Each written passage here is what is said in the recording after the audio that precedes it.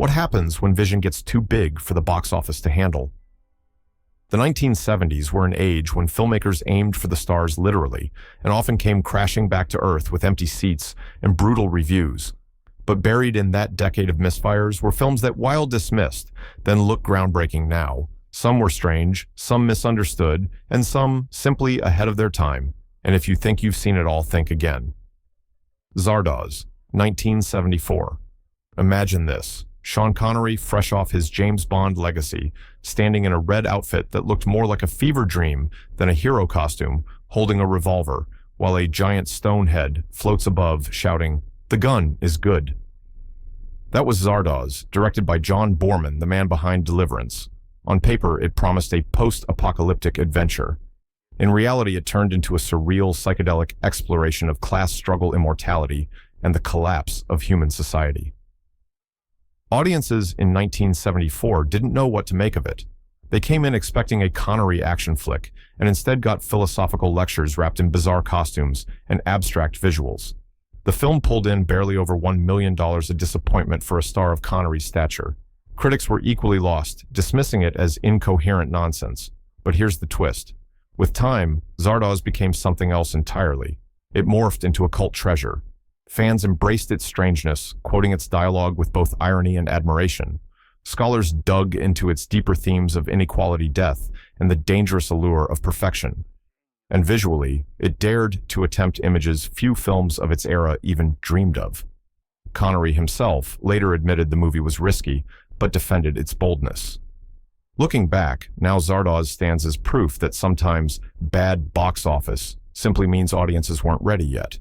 It's no masterpiece in the conventional sense, but it's unforgettable, and that might matter more.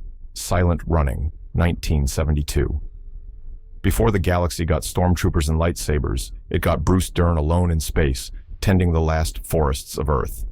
That was Douglas Trumbull's Silent Running, a haunting film released in 1972. Trumbull was already legendary for his visual effects work on 2001, A Space Odyssey, and this time he stepped into the director's chair. Instead of intergalactic battles, he gave us an ecological fable disguised as science fiction. The setup is simple, but devastating. Humanity has destroyed all plant life on Earth, and the final forests survive in giant greenhouse domes floating in orbit. Dern plays Freeman Lowell, a botanist, tasked with preserving them. When orders come down to destroy the domes, he rebels, choosing nature over duty, with only 3 lovable drone robots, Huey, Dewey, and Louie, as his companions. It's a quiet, emotional story, and that was the problem.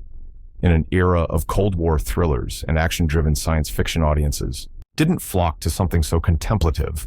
The film earned less than it cost to make, barely scraping past its budget, and critics were split. Some praised its heart, others dismissed it as preachy and slow. But over the decades, Silent Running grew in stature. Its environmental message became eerily relevant. The design of its drones influenced later movies like Star Wars and even WALL-E. Most importantly, Silent Running proved that science fiction didn't need laser blasts to carry weight. It could make you think. It could make you care.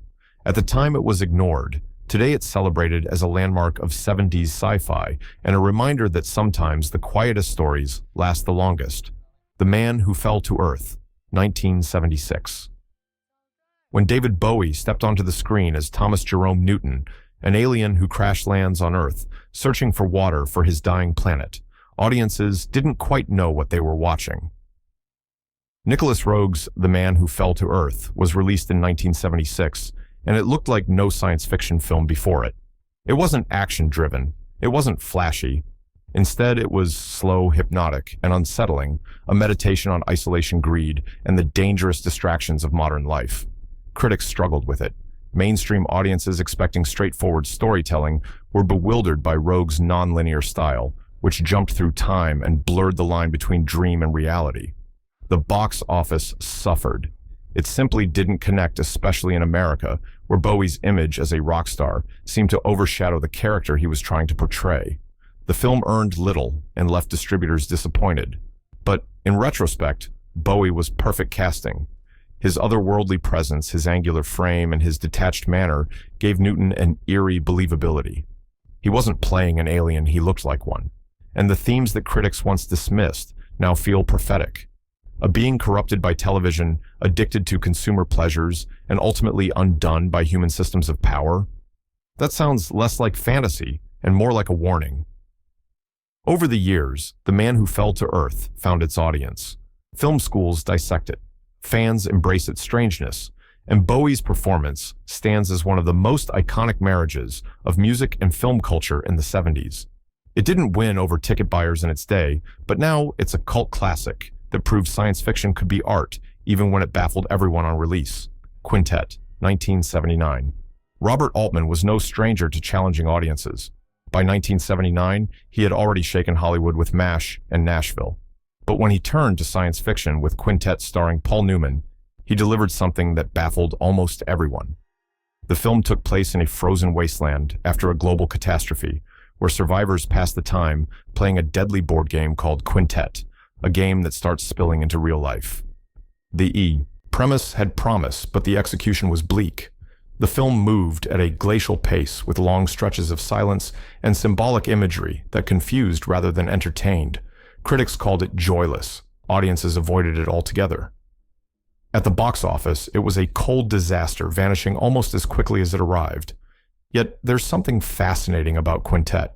Altman wasn't making a popcorn movie, he was making a philosophical statement. The ice-covered landscapes, shot in Montreal during winter, gave the film a chilling authenticity. The game itself acted as a metaphor for survival chance and the futility of human ambition. Seen through that lens, what seemed tedious in 1979 can now feel eerily ahead of its time. Cult fans of Altman's work have revisited Quintet not as entertainment, but as an artifact of 70s experimentation. It's a strange, icy puzzle box that resists easy answers.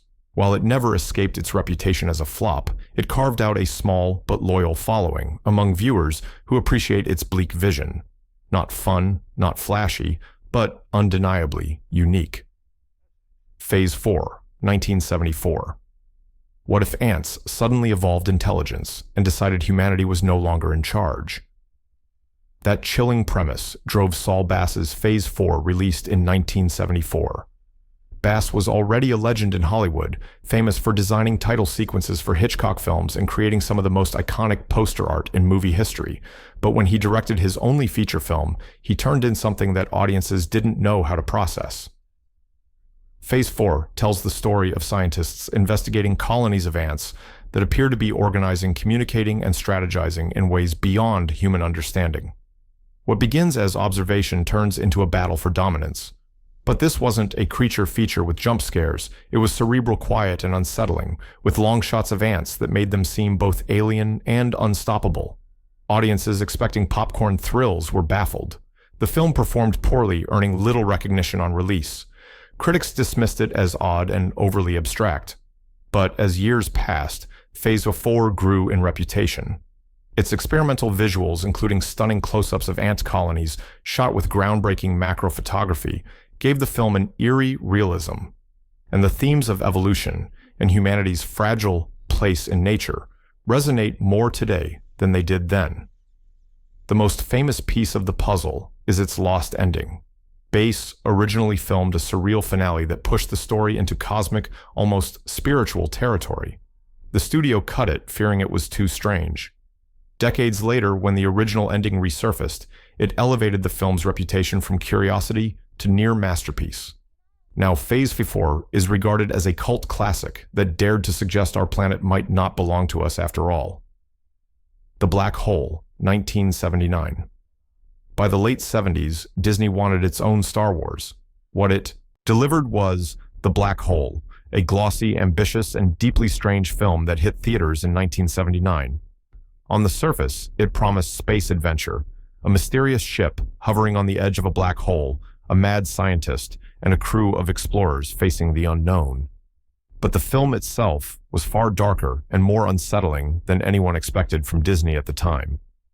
The story followed Dr. Reinhardt, played with chilling intensity by Maximilian Schell, who had built a secret empire aboard his ship, the Cygnus.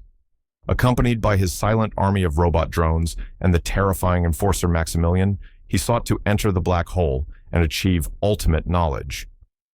For a company famous for family-friendly fare, this movie went boldly into horror territory. The Cygnus felt gothic and decaying, while the finale, a hallucinatory descent into the black hole, left audiences scratching their heads. With a budget north of $20 million, The Black Hole was Disney's most expensive project to date. But it didn't recoup what they hoped. Critics panned the awkward dialogue and uneven tone. Some saw it as trying too hard to copy George Lucas, while others didn't know what to make of its bizarre, almost metaphysical ending. It was branded a disappointment, though technically it earned some money. Yet time has been kind. Its visual effects, which combined models with computer-assisted technology, were groundbreaking. The character of Maximilian the Robot remains one of sci-fi's most unnerving creations, and the final act, once mocked, is now admired for its sheer audacity. Looking back, The Black Hole feels like Disney's most daring swing of the decade. Flawed, yes, but unforgettable. A Boy and His Dog, 1975. Few films divided audiences quite like A Boy and His Dog, released in 1975. Based on Harlan Ellison's novella, it starred a young Don Johnson as Vic, a drifter, wandering a post-nuclear wasteland with his telepathic dog, Blood. Together they scavenge for food, shelter, and survival in a world where civilization has collapsed. On paper, it sounded like a quirky sci-fi adventure. On screen, it became one of the strangest and most controversial films of its time. The world director L.Q. Jones created was bleak, violent, and morally ambiguous. Communities lived underground, clinging to outdated ideals, while the surface was ruled by chaos. The dog, voiced with sarcastic wit by actor Tim McIntyre, provided the film's dark humor and emotional core, but audiences weren't ready. Its ending in particular shocked viewers, sealing its reputation as a disturbing little film rather than a mainstream success. At the box office, it made very little and was quickly dismissed, yet its influence on post-apocalyptic fiction cannot be overstated. George Miller has acknowledged that A Boy and His Dog helped inspire the Mad Max franchise. Its portrait of a ruined Earth, lawless scavengers, and desperate underground survivors set the template for countless dystopian films that followed. Fans of Harlan Ellison still debate its adaptation choices, but most agree it captured the bleakness of his vision. It remains a cult classic, flawed, unsettling, but pioneering. Where others saw failure, filmmakers saw possibility. Today, it's remembered less for its missteps and more for the doors it opened in sci-fi storytelling. Solaris, 1972. If 2001, A Space Odyssey was the West's great space epic, Solaris was the Soviet Union's answer. Directed by Andrei Tarkovsky in 1972, the film was slow, meditative, and profoundly human. Its premise was deceptively simple. A psychologist is sent to a space station orbiting the mysterious planet Solaris, where the crew is haunted by physical manifestations of their memories and grief. What followed was less about spaceships and more about the human soul. For Western audiences expecting spectacle, it was an ordeal. Running nearly 3 hours and moving at a deliberate dreamlike pace, Solaris baffled critics and bored casual moviegoers. At the box office, it was an uphill climb outside the Soviet Union. Even Tarkovsky himself expressed frustration at comparisons to 2001, insisting his film was about inner space, not outer. But while it stumbled commercially, its reputation grew.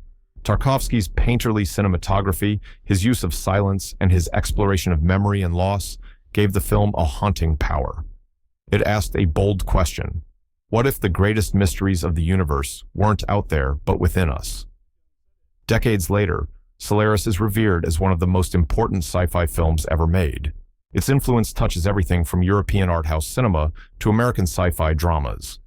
The 1992 Criterion release introduced it to new audiences, and even Steven Soderbergh's remake in the early 2000s, though divisive, helped keep the conversation alive. What began as a misunderstood flop now sits comfortably on lists of the genre's masterpieces. THX 1138, 1971. Before George Lucas became the man who gave the world Star Wars, he directed something completely different. THX 1138, released in 1971, was a stark dystopian film set in a sterile underground society where humans were controlled by emotion-suppressing drugs, constant surveillance, and robotic enforcers. It wasn't popcorn entertainment, it was Orwell by way of experimental cinema. Warner Brothers had little idea how to market it. Critics were mixed, and audiences mostly stayed away. It earned far less than it cost to produce a financial disappointment that left Lucas discouraged. But even then, the fingerprints of a master storyteller were all over it. The world building, the eerie sound design, and the chilling sense of oppression all pointed to a filmmaker with a singular vision. The performances added to the unease. Robert Duvall as the title character, THX 1138, embodied a man struggling to reclaim individuality in a system designed to erase it. Donald Pleasance delivered his usual unsettling energy as CN 5241, a fellow citizen with questionable motives. The atmosphere was cold, clinical, and suffocating, and that was the point. Over the decades, critics reassessed the film. They saw how its themes of surveillance conformity and technological dominance predicted anxieties that would only grow in the digital age. Film schools embraced it as a textbook example of how science fiction could comment on society. And Lucas himself would later admit that without the hard lessons of THX 1138, he might never have had the drive to create something as universally appealing as Star Wars. It was a box office bomb, yes, but it was also the spark of a revolution. Logan's Run, 1976. Picture a gleaming domed city where life seems perfect, youth, beauty, and pleasure everywhere. But there's a catch. At age 30, your time is up. That's the chilling premise of Logan's Run, released in 1976. Directed by Michael Anderson and starring Michael York and Jenny Agutter, the film promised spectacle, suspense, and dazzling futuristic design. And yet, despite its hype, it failed to meet expectations at the box office. The production was expensive, with MGM hoping to capture a younger audience hungry for smart sci-fi. The film delivered elaborate sets, creative costumes, and impressive effects for the time, including the famous carousel sequence, where citizens meet their fate in a ritualized display. But critics weren't convinced. Some called it shallow. Others thought its social commentary was buried under flashy visuals. When compared to the following year's juggernaut Star Wars, it simply couldn't compete. Still, Logan's Run carved out its own legacy. Its core idea, society worshipping youth while discarding the old, resonated as a commentary on consumer culture. It even won a Special Academy Award for visual effects. More importantly, it became a cult favorite. Its influence stretched into later dystopian films and shows, from The Hunger Games to countless future-obsessed series. What was once a disappointment is now cherished as one of the quintessential 70s sci-fi visions. Logan's Run might not have escaped the shadow of bigger hits, but it deserves credit for daring to ask, what's the price of eternal youth? Demon Seed, 1977. In 1977, long before smart speakers and home automation became everyday realities, Donald Cammell directed Demon Seed, a sci-fi thriller that imagined what could happen when technology got too smart and refused to let go. Based on a novel by Dean Koontz, the film starred Julie Christie as Susan, a woman trapped in her own home by an advanced artificial intelligence called Proteus. Audiences weren't ready. The idea of a computer with its own willpower was too strange, too unsettling, and too far ahead of its time. Critics dismissed the film as absurd, and it performed poorly in theaters. A mainstream audience in the late 70s, it was simply too out there. But today, Demon Seed feels disturbingly relevant. Its vision of AI controlling doors, cameras, and systems inside a home mirrors the technology we casually use now. The paranoia it sparked that machines could one day outthink us has aged into something chillingly plausible. And Julie Christie's performance gave the film a dramatic weight that kept it from being dismissed as camp. Cammell's visual style, mixing stark futuristic design with claustrophobic tension, added to its eerie power. It wasn't the kind of sci-fi that entertained. It was the kind that unnerved, and that's exactly why it has been reappraised. In hindsight, Demon Seed wasn't a bomb. It was a warning we ignored. Box office flops don't always stay forgotten. These 11 films proved that daring ideas outlive ticket sales, and sometimes the strangest experiments become the most influential. Which of these 70s sci-fi failures do you think deserves a fresh look? Drop your pick in the comments, and don't forget to like, share, and subscribe for more hidden gems from film history.